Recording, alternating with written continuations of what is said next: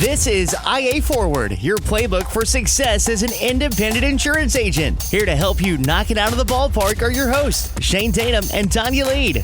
Welcome to IA Forward. Shane, the cute boy and I have been watching Welcome to Wrexham. I realize we're late to the party on this, but have you watched the show? I have not. I'm guessing because this is soccer-based, football-based, European stuff, like maybe Yes. Wrexham? Yes. Okay. I've got a show tip from Tonya and the cute boy, and that's always reassuring because we're the people that will browse trailers for an hour and fall asleep. We have the same problem. I always have to turn off the sound, though, because I can't stand that little click noise when I'm clicking through. But Welcome to Wrexham has won like 5 Emmy Awards, super popular show, has been renewed for a 4th season. We just started watching it, and it's the story of Ryan Reynolds and Rob McNally from Always Sunny in Philadelphia. They basically have bought the oldest soccer club in the world, and it's in Wrexham, which is in Wales. And if you look at it from a success perspective, it's been absolutely extraordinary, both from a fiscal perspective and for this town. It has totally revitalized this extremely poor area. It's just made a world of difference in the people of Wrexham. But if you're watching the first season, small spoiler alert, they're not doing real well. It happens. And they're trying to turn this team around, bringing in fantastic coaches, bringing in amazing players. But even when you bring in the best coaches and the players, sometimes changing culture takes time. Absolutely. Changing culture is extremely difficult, and time is extremely important in the sense that most people do not have the patience or the ability to go through the process. I'm very familiar with Kansas softball has been under the leadership of a former Olympian, All-American. Not just an Olympian, an Olympic gold medalist. An Olympic gold medalist and an incredible player in her own rights. When she took over the Kansas program, it was severely down and somewhat of a bottom dweller of the Big 12. And then COVID hit, and that delayed her progress a little bit. And what you see in hindsight and looking forward is just this progress takes time. She didn't try to put some quick Band-Aids on it. She started with culture. She started with giving kids some time. She started with recruitment. The reason I brought the show up is in the last episode that I watched, they discussed a quote from Alex Ferguson, who is the former head coach, manager of Manchester United.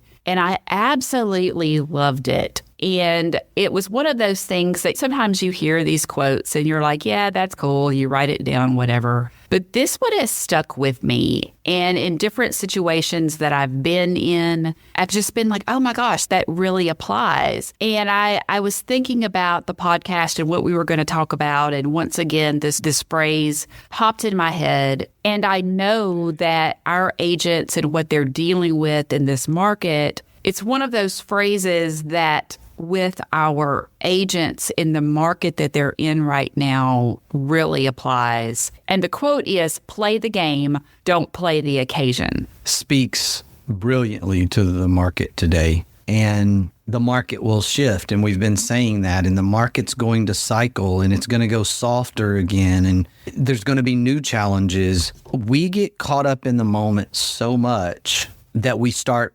altering who we are, what we do, how we go about it. And I want to be distinct as we talk about this, because when you brought this topic up to me, it resonated so well on many fronts, specifically our businesses, our insurance businesses. The market cycle makes us at times panic, but we got to where we are from a success standpoint by playing the game. By, yes, being able to make adjustments as needed, but really understanding that our strength is our strength in any cycle. And what really resonated with me just in the moment of this topic in that quote is actually something that I have been working with my college athlete about. I am her unofficial hitting coach. We've been on this thing, and I've been on this kind of stump, so to speak, with Emma over the last couple of weeks about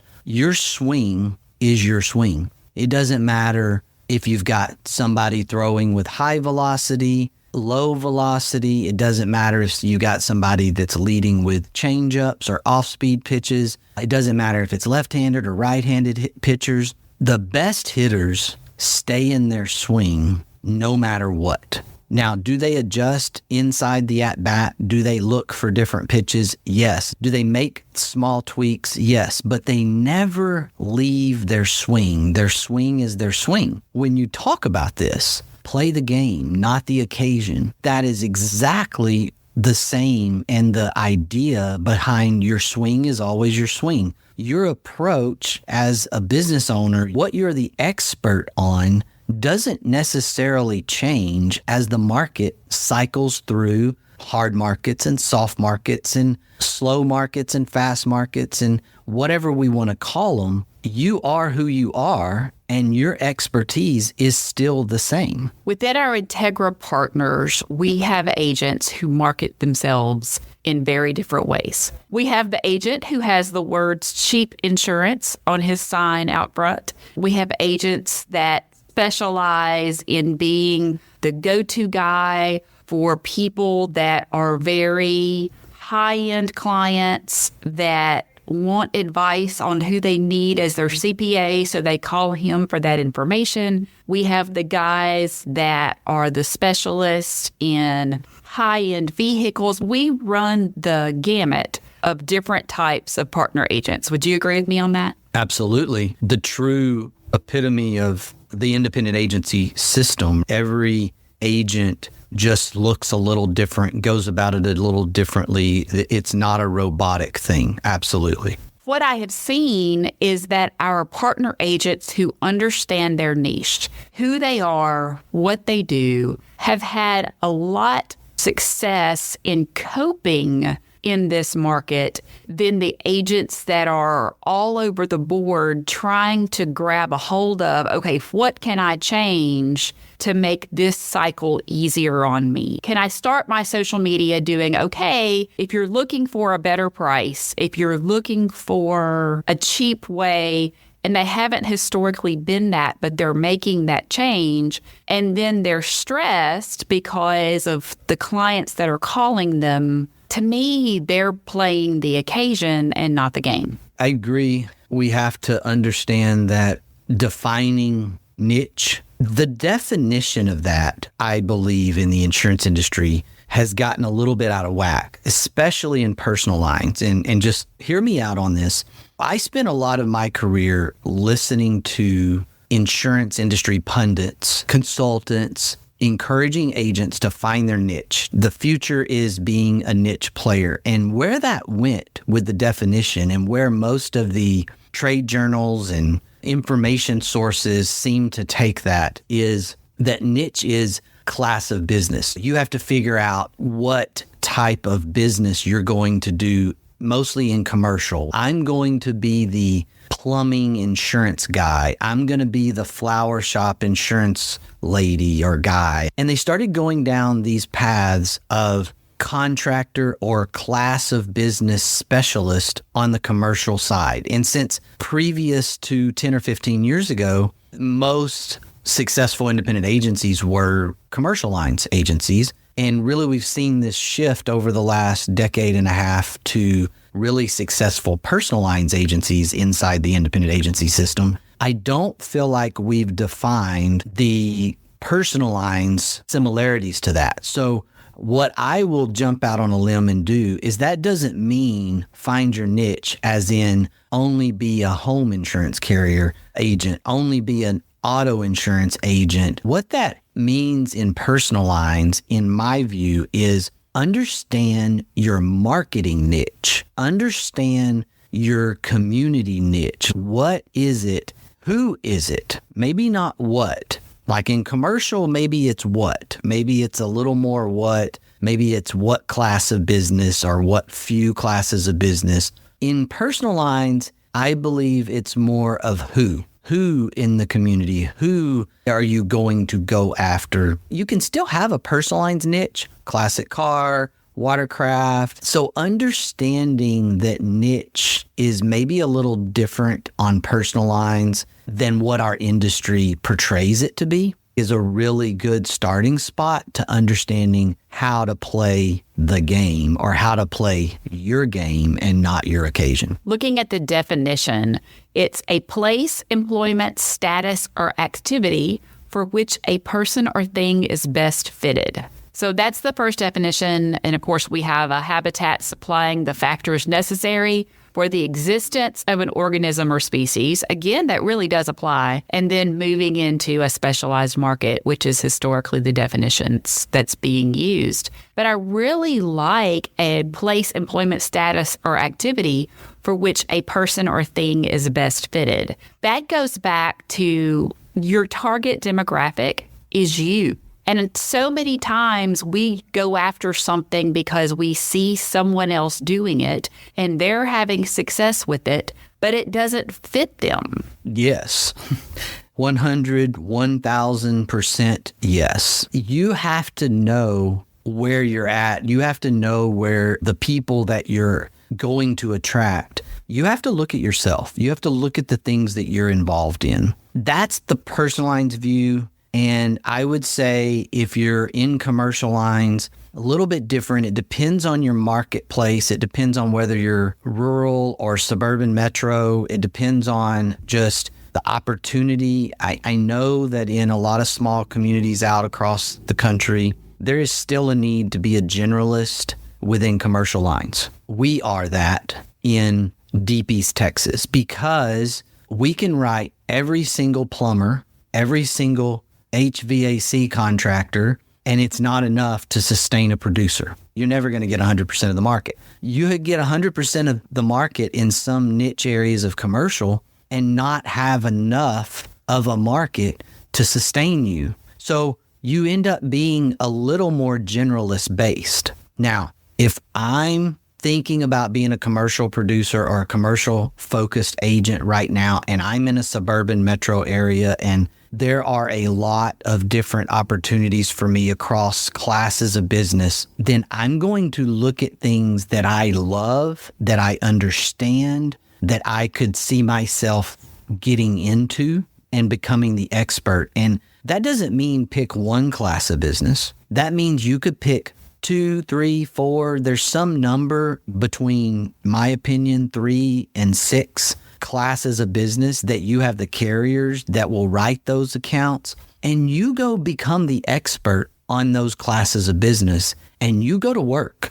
If that's who you are and that's where you are, that's what I would do. In addition to that, pay attention with what conversations you have with random strangers. Recently, we were watching the last LSU baseball of the season against North Carolina. And we were sitting at the bar and we were talking to this couple beside us that were on vacation. And I found out that they owned cemeteries. And this was a thing. And I started asking questions. Is it perpetual care? But just some random questions. And the wife of the couple looked at me and she said, "Why do you know so much about the funeral industry?" And I'd never thought about the fact that I was knowledgeable about the funeral home industry. And I said, I worked with a very large funeral home organization in North Louisiana with their marketing and handled that for several years. And I guess I just picked things up and as I was creating marketing campaigns or whatever. And she said, if you ever decide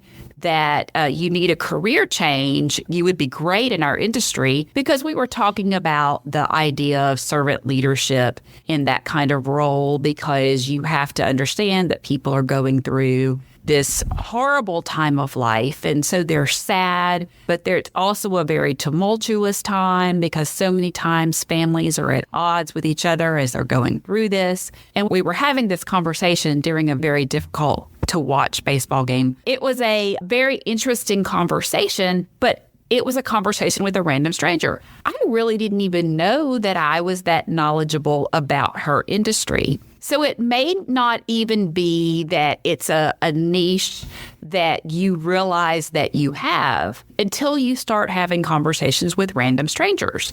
So figure out what those conversations are and start to find the similarities in them.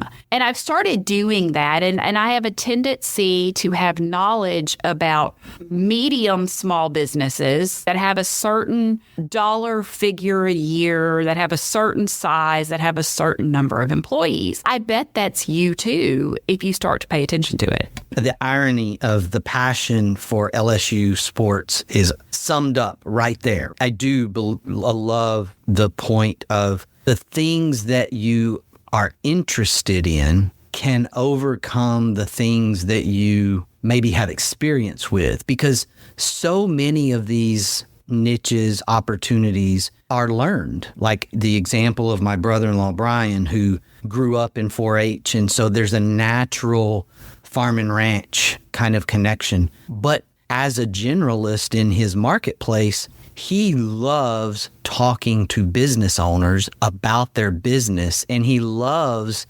understanding their business, no matter really what it is. And so that in and of itself is a unique trait, that he has an interest in the success or the process of how that business makes money or does what they do or creates a product. That can be a great connector for you as a risk manager, as an insurance expert. If you are just one of those people that has this genuine interest in other businesses, especially that's a kind of a key to commercial production, in my opinion, is if you have this general interest in understanding how other businesses work. I am that way. I love understanding how business works. And if that's you, that's awesome, because now there's such authenticity to that. There's such a fakeness out there in the world, within the sales arena, within the marketing arena, people trying to get clicks, people trying to get likes and shares. There's such an authenticity to having a genuine interest in someone else's business or what's going on with someone else's needs, which makes for a perfect insurance agent. I want to go back to the idea of play the game, not the occasion, in Sir Alex Ferguson. Another quote of his that I absolutely love, that I guess if we are going to talk about LSU baseball and the funeral industry, another great quote of his is, "As long as there are games to play, it is not over." Going back to the Simon Sinek-ism of playing the infinite game, I love this one. As long as there are games to play, it is not over. For LSU baseball, obviously, it is over. But there are still games to play next year. There's games to be played 10 years from now. And our coach is setting us up to continue to be great long term. Same thing for the Jayhawks. I believe that the coaching staff there is setting those young ladies up to be successful long term. And that's where we are right now in our industry. As long as there's games to play, it is not over. The point of playing the infinite game in business is that as long as you're in business, as long as you're staying in the game, you have a game to play. You still have another game coming. As we've come to the end of softball and baseball season, one of the things that is going viral is this state tournament softball game in the state of Texas. There was a situation within the 6A state championship game, which is the highest classification in Texas. So these are the really large schools, and one team has a 9-3 lead, and they're going into the bottom of the seventh. And unfortunately for the team that had the lead, there was a historic comeback, and then there was a grand slam to walk off the game with 2 outs on a 3-2 full count in the bottom of the seventh, down 2 runs, and a girl hit a grand slam, and the game ended 11-9. There's been much ado about the capturing of a Waco Tribune picture where it shows the girl running around the bases and the adulation of the team that won, the stands, the cheering, and then the agony of defeat with the losing team collapsing on the field. It's literally a picture of poetry, of winning and losing, of competition, of putting everything out there and literally leaving it all on the field. And it's one of those things that we all have to deal with at different times of life. I've just paid a little more attention to the players that are ending their careers, whether around college, where there is no next opportunity. It's a place that I have dealt with personally as a player in the college ranks. It's a place that my youngest daughter will deal with,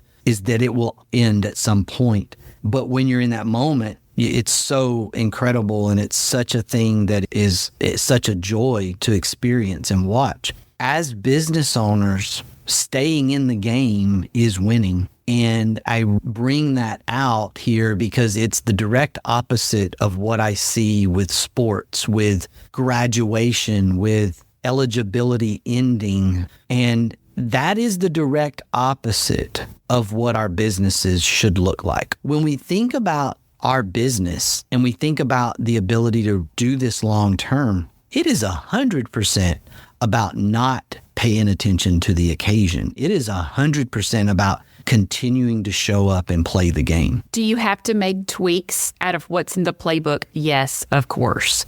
We have to continue to teach our people this. We have to be that leader. We have to not be the person that is throwing the teacup or the coffee mug across the room because we get mad because things don't go our way. We see these things and we see players. Let's look at Tom Brady, who is one of the greatest, if not the greatest player of all times in professional football. And we see toward the end of his career, he would get mad and he would throw that Microsoft Surface onto the ground and break it, and he even got fined for it. But as his career was changing, he wasn't having the same success with his teammates. We saw him starting to get upset, and we saw his leadership role evolve because of that, and sometimes not in the best way. But when you look back in his career, he was the one that was level-headed. He was the one that was a fantastic leader, and that's why he had players that had his back and protected him the way that he did. And that's the leader that you need to be. And yes, I know you're not a Brady fan, but as a leader, you have to admire him. I definitely admire him as a competitor leading. I'm not a huge fan of Brady, just in some areas, but as an athlete, as a competitor, you have to admire him, what he's accomplished. I love this topic so much right now because it should resonate with every independent agency owner in the country. It just makes sense. And I really encourage you to process this. If you're a processor, then listen to it. Maybe listen to this twice and catch this. The ebb and flow of business should not put you into this angry spot. And I have to step on a little bit of educator toes here and tell a quick story of something that, as a school board member and in the past and in a small community, that I've said multiple times. I have a daughter who's an educator, who's a teacher, 4th grade, math and science. She has wanted to be a teacher since she was 5 years old, maybe even earlier, for as long as I can remember. And the only thing that tweaked or modified was the subject. She eventually landed with math. And she's a teacher, and she's about to start her 3rd year. She loves it. She thrives in it. She's incredible at it. And I believe, based on things I can see objectively, not just as a dad bias here, but just objectively, that she's a rising star in her district, etc. For years, through high school, through college, even into her first couple of years, more experienced, let's call them vintage teachers out in the marketplace, were extremely negative, discouraging, and bitter, bluntly bitter about their occupation and where they were, and basically discouraging her not to do it. And I gave an opening convocation speech to our district about a decade ago as our president of our school board. And It definitely got some pin drops, but then it got some applause as well. When I was going through this, I was experiencing my daughter being told that she didn't need to go into the teaching profession by teachers, that it's too far gone, that it's not fixable, that it's not what it used to be. That's every industry. The insurance industry isn't what it used to be 30 years ago. It doesn't make it a bad business. It doesn't make it something that we shouldn't encourage young people to get into. It's the best business in the world, my view. It's not the business that it was 2 years ago. It's not. It's changed. It's going to change again. And I basically told this group of teachers, where there was about a half of them that were fitting into this mold, that if you were bitter, if you were tired, if you weren't happy, quit and get out of the way for the people who are happy, because you're doing a disservice to our children when you're bitter. You can't hide it. And I would say the same to a grouchy insurance agent. There's a lot of people out there that want to buy your agency, own your agency, that are not bitter, that are excited about their business. And yeah, maybe step on toes comments there, but I just firmly believe that playing the infinite game, playing the game, not the occasion, all of these things are connected. And we should have joy when we get up every day and do what we do, because we should love what we do. And if you're not loving what you do really at the core, beyond the market cycle, then you're becoming bitter and hard-hearted. Then if you can't resurrect that, if you can't fix that, then maybe it is time to do something different. Call me. I'm interested in buying your agency. And I want to encourage those out there that are business owners, or those that want to become agency owners, that it's just an incredible business. If you've enjoyed this podcast, I want to encourage you to click the subscribe button, and that way you get our episodes very easily every week. And I'm going to leave us today with this quote from Alex Ferguson. I tell the players that the bus is moving. This club has to progress, and the bus won't wait for them. I tell them to get on board. Attitude's a choice. Make a great one. Bye, y'all. Ready to get the ball rolling with your independent agency? Learn more at IntegraAgent.com. That's IntegraAgent.com. Thank you for joining us on IA Forward. Make sure you never miss a show by clicking the subscribe button now, or learn more at IAForward.com.